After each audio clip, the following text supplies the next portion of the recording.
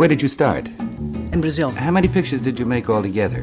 About 19. Yeah, I did about 19 broadcasts. We did Rudy Valley that time and Lou Holtz. Dressed as Carmen Miranda with the bananas and things, big shoes, and he sings Mama, Mama, Mama, yo quiero. Oh, I'm a very bad businesswoman myself. If it's a good picture come along, you do it. If you don't come a good picture, don't do it. Ladies and gentlemen. Vous écoutez Close-Up Dramatique, le balado sur les actrices de l'âge d'or d'Hollywood. Avant d'être une star à Hollywood, Carmen Miranda a brillé au Brésil. Devenant l'artiste la plus connue de son pays, elle crée les bases de ce qui deviendra sa légende. I come from stage and I like to feel the people. We're supposed to record a song and we didn't know the song. Dean and Jerry and I didn't know the song so well. Jason Duval avec vous pour ce nouvel épisode de Close-Up Dramatique. Je commence en vous remerciant d'écouter le balado. Je vois les écoutes monter tranquillement, mais toujours un peu plus à chaque semaine. C'est vraiment cool de voir que je vous rejoins. Je salue aussi mes nouveaux auditeurs, comme je le fais souvent. Cette fois-ci, on accueille les Belges, les Luxembourgeois, mais aussi les Croates tout récemment. Merci de vous joindre à nous. Ça fait vraiment plaisir de voir que vous êtes à l'écoute. Aujourd'hui, c'est la première partie de 2 épisodes sur Carmen Miranda, une chanteuse et actrice que j'aime beaucoup. Même si elle est reconnue principalement pour sa carrière musicale, elle a eu une place importante dans le cinéma quand même. Elle a été la seule de son genre au grand écran. Elle a attiré les foules pendant plus de 20 ans. Comme c'est la première partie, je vais me concentrer sur son enfance et sa carrière alors qu'elle était encore au Brésil, son pays natal.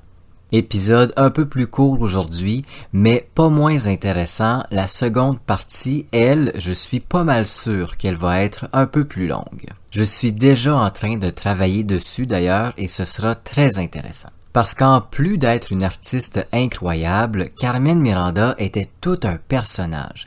Elle avait un caractère assez fort dans la vie de tous les jours. J'en dis pas plus pour l'instant, vous verrez lors du second épisode. Mais pour le moment, revenons en 1909 au Portugal. Maria do Cormo Miranda da Cunha naît le 9 février 1909 au Portugal. Elle est la deuxième enfant d'un couple assez modeste, José Maria Pinto de Cunha et Maria Emilia Miranda. Le père, José, est un grand amateur d'opéra.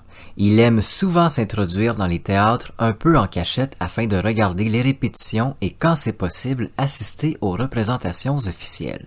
Il a un opéra préféré, celui de Bizet, Carmen. Peu de temps après la naissance de sa seconde fille, il commence à l'appeler Carmen, et ça va devenir rapidement une habitude. Pendant plusieurs années, la jeune Maria do Cormo va croire que son vrai nom est Carmen. Plus tard, comme elle aime la sonorité de ce nom, et puisque pour elle c'est son vrai nom, elle va garder Carmen Miranda comme nom d'artiste. En décembre 1909, alors que Carmen est âgée de 10 mois, son père décide de quitter le Portugal pour aller vivre au Brésil. Là-bas, il a pour but d'ouvrir son salon de barbier à Rio de Janeiro. Malheureusement pour la mère, Maria Emilia, la vie sans son mari va devenir un peu plus compliquée. La mère de famille ne gagne pas énormément d'argent et accumule les petits boulots d'hiver afin de faire vivre sa famille. José n'envoie pas toujours de l'argent également à sa femme et ses 2 filles. Jusqu'en 1910, Maria Emilia refusera de quitter le Portugal, mais durant l'année 1910, elle n'a pas le choix. Si elle veut que sa famille vive correctement, elle doit partir pour rejoindre son mari au Brésil. Carmen Miranda ne remettra plus jamais les pieds au Portugal. Dans son enfance, Carmen va adopter rapidement les goûts pour les arts de la scène que son père possède. Elle danse à tous les jours et se met même à chanter très tôt. Selon la légende, la petite fille aurait commencé à chanter avant même de parler. Par contre, lorsque sa seconde fille grandit et commence à exprimer ses ambitions de faire carrière dans le showbiz, son père est loin d'approuver le tout. Alors que Maria Emilia, la mère, est totalement à l'opposé. Elle encourage sa fille à faire des auditions et à tenter sa chance un peu partout. Ces deux opinions opposées, une fois le soir venu, sont même source de conflits dans le couple. Même qu'à un certain moment, Carmen va auditionner pour chanter dans une émission de radio et lorsque le père l'apprend, il va entrer dans une colère noire. Il va se mettre à gifler sa fille puis sa femme avec qui va s'ensuivre une violente dispute. Mais l'opposition parfois violente de son père va juste mettre de l'huile sur le feu à la passion de Carmen Miranda pour la scène. C'est une drôle de phrase là, mais vous comprenez ce que je veux dire. La jeune fille qui est alors âgée d'à peine 10 ans va se mettre à faire le tour des auditions afin d'entrer dans des troupes de danse, de théâtre et même pour avoir une place lors de plusieurs festivals. Pour les festivals, on lui dit qu'elle est encore trop jeune. C'est loin de la décourager. La jeune fille se dit toujours que l'an prochain, elle aura gagné en âge, mais aussi en expérience. Et par la logique des choses, elle aura également eu le temps de travailler et de peaufiner son talent. En 1923, alors qu'elle a 14 ans, ses rêves sont stoppés net. Sa sœur aînée est atteinte d'une forme très grave de tuberculose et doit retourner au Portugal afin de se faire soigner. Le transfert au Portugal et les soins qu'elle reçoit sont très dispendieux et les parents ne peuvent pas arriver sans l'aide de Carmen. Elle doit donc se trouver un emploi dans une boutique et contribuer aux finances de la famille. Heureusement, sa sœur aînée s'en sortira après plusieurs mois de convalescence, mais restera toujours avec des séquelles de la tuberculose. Comme je le disais, Carmen s'est trouvée du travail dans une boutique où elle apprend à faire des chapeaux. Après quelques mois, l'adolescente prend la décision risquée d'ouvrir sa propre boutique de chapeaux, un commerce qui gagnera rapidement en popularité. Je rappelle ici que Carmen Miranda a seulement 14 ans. Elle est encore toute jeune et elle décide de se partir en affaires sans avoir vraiment de notion. C'est sûr et certain que son père a dû l'aider puisqu'il avait ouvert son propre salon de barbier, mais quand même, ça démontre le caractère très fonceur de la future star. Aussi, je tiens à souligner que l'art de faire des chapeaux lui servira beaucoup plus tard dans sa carrière. En parallèle de son commerce, Miranda continue d'auditionner un peu partout et elle se fait tranquillement remarquer. Je l'ai dit il y a même pas 2 minutes, elle a un caractère très fort et elle fonce. Elle a peur de rien. Et ceux qui l'auditionnent en sont très impressionnés. Carmen chante et danse dans plusieurs théâtres puis dans quelques festivals. Bientôt, elle se fera remarquer par un homme très influent qui va lancer sa carrière.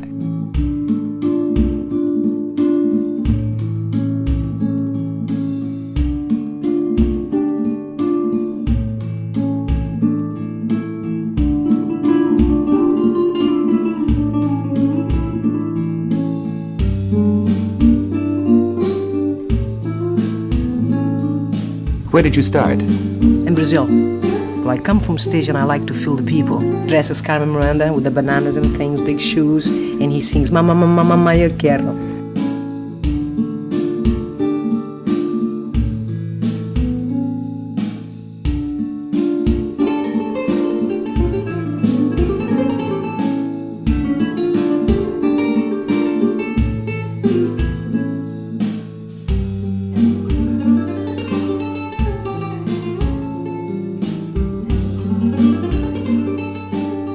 À la fin des années 20, Carmen Miranda a déjà une certaine notoriété au Portugal. Elle a accumulé les passages à succès dans les festivals, son commerce de chapeaux est maintenant rendu assez populaire et elle aide toujours sa famille dans leurs différentes activités, ce qui fait d'elle une jeune femme très populaire au Brésil.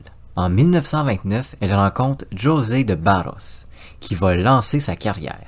De Barros est un compositeur brésilien de renom qui travaille à ce moment-là avec la Brunswick Company, un studio de disques américain. Le compositeur est très impressionné par le talent artistique de Miranda et la même année, il lui fait enregistrer son premier disque, Nauva Simbora. Mais c'est en 1930 que la voix de Carmen Miranda connaîtra un premier succès avec Pra Voce Gostar de Mim. Miranda va vendre plus de 35 000 copies de ce deuxième disque qui est un record au Brésil à cette époque. Toujours en 1930, conseillée par De Barros, elle signe avec la RCA Victor pour un contrat exclusif de 2 ans. Au cours de ces 2 ans, la RCA Victor va lui faire enregistrer quelques disques, mais la fera surtout apparaître en direct dans plusieurs stations de radio. La carrière musicale de Carmen Miranda est officiellement lancée à partir de ce moment-là, puisque tous ses passages radio sont écoutés et attendus impatiemment. Au cours des années 30, c'est plus de 300 chansons que la chanteuse va enregistrer, ce qui fait d'elle l'artiste ayant le plus enregistré de chansons à ce moment-là au pays. En 1933, elle devient la première artiste brésilienne, hommes et femmes confondus, à signer avec une station de radio pour des passages quotidiens. Plusieurs fois par semaine, elle chantera à la radio Maverick Vega, l'une des stations les plus importantes de toute l'histoire du Brésil. À l'époque, il n'y a pas un artiste qui rêve pas d'entendre une de ses chansons à cette radio. Passer à la radio Maverick Vega, c'est synonyme de gloire et de succès. C'est aussi très difficile d'entrer à la station puisque les directeurs ont des critères très précis avant d'accepter un artiste. Dans le cas de Miranda, c'est la station de radio qui est allée la chercher. Ça donne une très bonne idée de l'influence et de la notoriété qu'avait déjà Carmen Miranda en 1933. En 1932-1933, elle fait aussi ses premières apparitions au cinéma brésilien. Miranda, avec son genre musical très dansant, est engagée dans de petites comédies musicales. Elle tourne son premier film en 1932, Au Carnaval Cantado no Rio, un genre de film documentaire sur le carnaval de Rio. Puis, l'année suivante, elle chante 3 chansons dans A Voz do Carnaval. Après seulement 2 apparitions au grand écran, le public adopte la chanteuse. Elle devient une véritable star. En plus de savoir très bien chanter, le public et les producteurs se rendent compte qu'elle sait danser à la perfection. Carmen Miranda a vraiment tout pour réussir.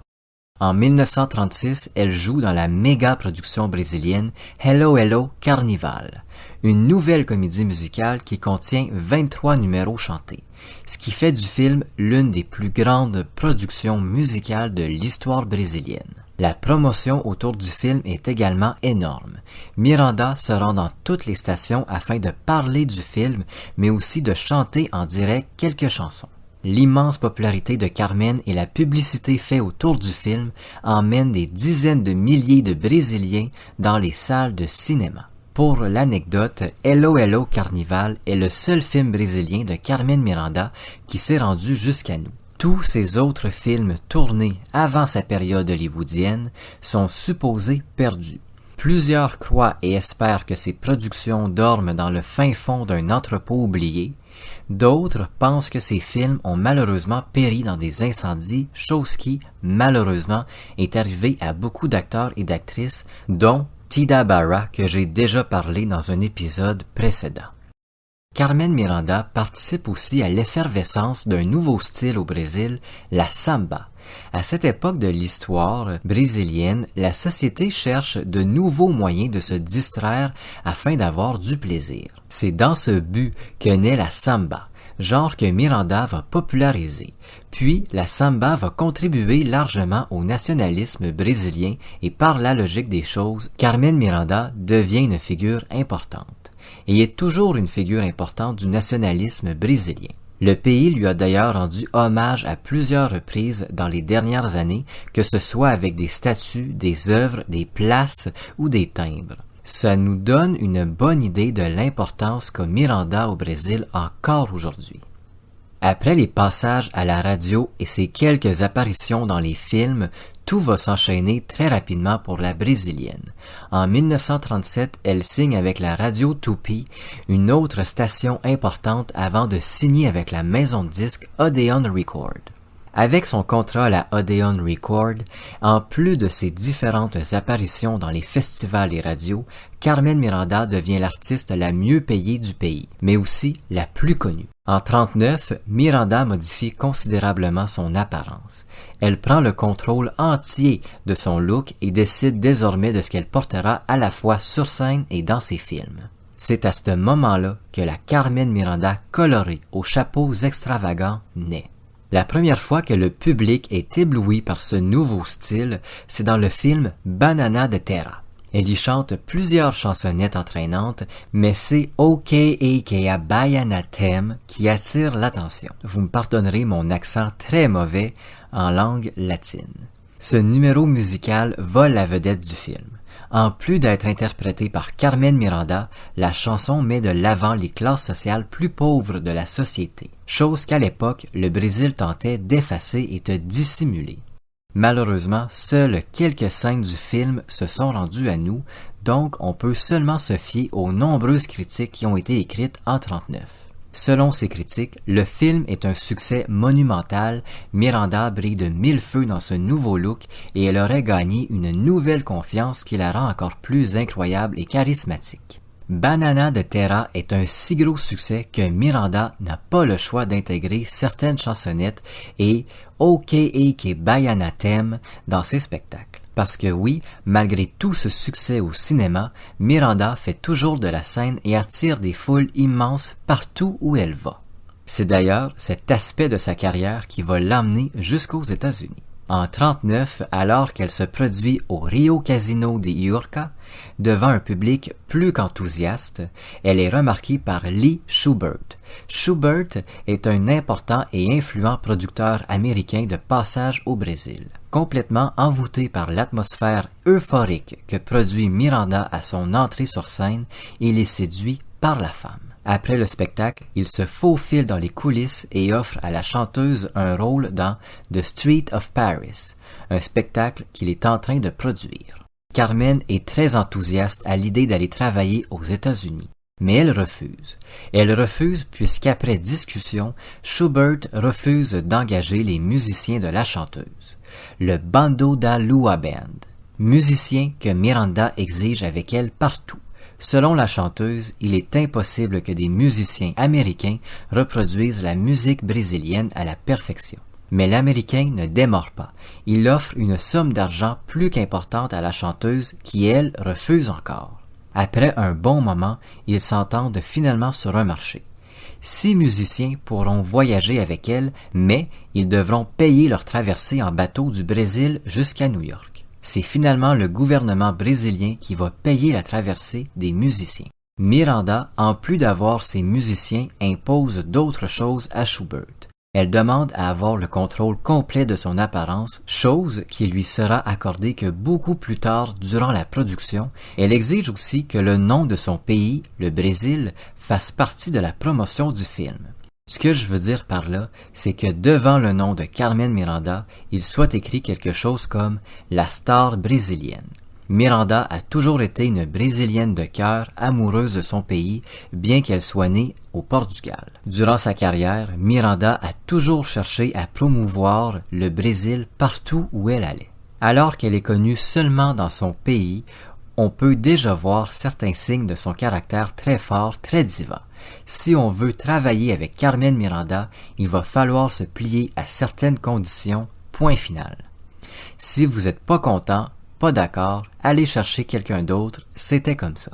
Au bout de plusieurs négociations, alors qu'elle n'a même pas quitté le Brésil, Shubert accepte toutes les conditions de la chanteuse. Le 4 mai 1939, Carmen Miranda et 6 de ses musiciens embarquent à bord du SS Uruguay en direction de New York. Carmen Miranda n'a aucune idée qu'elle deviendra dans quelques mois un phénomène.